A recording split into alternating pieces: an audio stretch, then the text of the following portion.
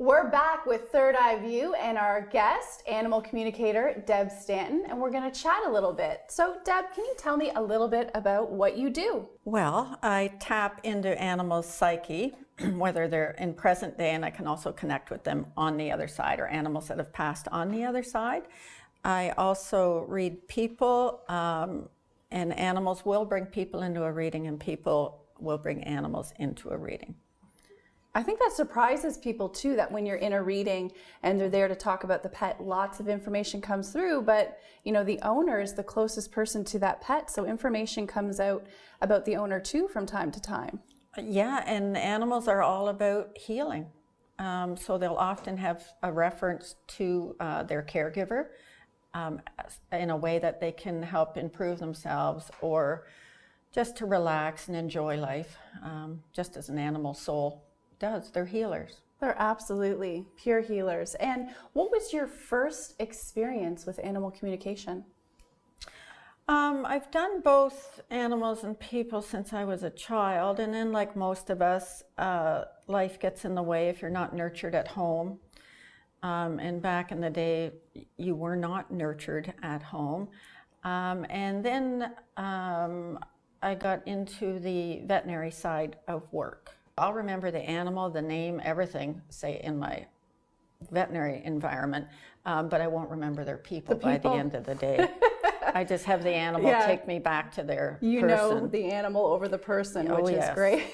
Well, I'm sure they appreciate that. Wait till you hear this when Deb goes out and doesn't know who the dog belongs to. Yeah, I just will ask the animal, just take me to your person, and I'll just say, here he is. And the animal will take me over, and then I'm so used to compensating for my lack of having looked at the person in the first place. Oh, that's funny. Too busy looking at the animals over the owners. Absolutely. You just doubted yourself, you realize that. Well, hey, sometimes it is nicer to talk to the pets than the people. You never know. Some of those people can be a little out there. So when did you decide that this was something that you were going to transition into more of a career for yourself? Mostly when I started to get into trouble in the work environment. I decided that, I would do it more for the benefit, because I always thought that everybody around me saw things like I did and heard things like I did, and it was always a shock when that wasn't the case. And I would have animals that were coming in for a painful procedure, say like a declaw, would start talking to me right away about, I won't do it anymore, tell her not to do this, I won't do this. And the odd time I would voice that to the client, and then they would complain about me.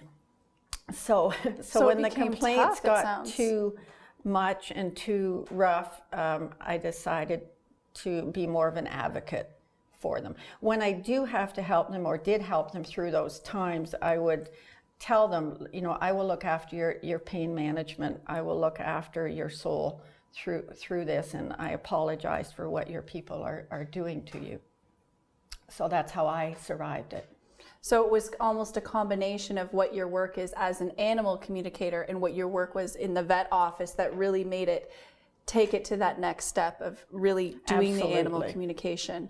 Because you kind of, I guess you get to see both worlds, right? From the perspective of here and the owner, but also deeper with the people. So do you find when you're connecting with animals, are they doing it on more of a spirit level, or are you connecting more with the animals that are here, or is it a mix of both? It's a mix of both, and you have to remember that it's interspecies communication, and every species has a different way of communicating, and a different way of communicating what's important to them. Like horses, for instance, generally will be on a bit of the philosopher side, but also will talk more about pain or discomfort. And again, they will reference their people. Cats are, as we know, the cats tend to be a little judgmental. Oh, I can imagine. But are also philosophical and want what's right for their people. Dogs are generally pure love, and That's their existence, is to be there for their people. We did talk a little bit about birds and their play. Do you have any take on that or any connection? Have you ever read for a bird? Or Yeah, I've read actually a lot of birds. It can be sometimes kind of emotional. This is pet birds, and a lot of them were either removed from their nest illegally, in the case of parrots, etc. So there's often a lot of trauma in the beginning of a bird's existence, and then being isolated from their own kind. So that takes on a lot. I've touch in with chickens. That's not a problem. I have a friend that does chicken rescue. So I will touch in with those guys. We also have crows and ravens in our area, so I do watch those interact. It sounds like a really therapeutic healing process with this communication too. It's not just about connecting with them and seeing if they have anything to say. It sounds like they have a lot to say and a lot in the healing aspect. Can you touch on some of the connections when you're connecting with a client's animal? How does that process help with healing? Often animals will start to take on stress and anxiety of their people as a way to relieve the person of some of their emotional baggage, for lack of a better word.